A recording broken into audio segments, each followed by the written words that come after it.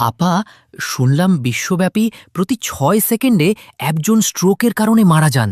হ্যাঁ রিফাত, স্ট্রোক হয় দুইভাবে। এক, মস্তিষ্কের কোনো অংশে রক্ত চলাচল বন্ধ হয়ে গেলে।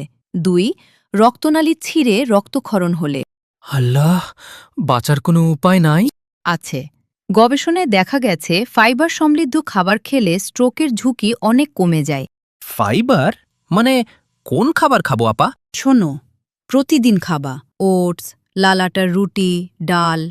সবজির মধ্যে ব্রোকলি, গাজর, মিষ্টি কুমড়া। আর ফল? আপেল, নাশপাতি, পেয়ারা, খোসাসহ খাবা। আর ছোলা, মটরশুঁটি, চিয়া সিড এগুলা রক্ত পরিষ্কার রাখে। তার মানে খাবারই আসল ওষুধ? একদম। আর প্রেশার, ডায়াবেটিস কন্ট্রোলে রাখবা, ধূমপান বন্ধ। মনে রাখবা, সচেতনতাই বাঁচাতে পারে। শেয়ার করে পরিবারের সবাইকে সচেতন করুন।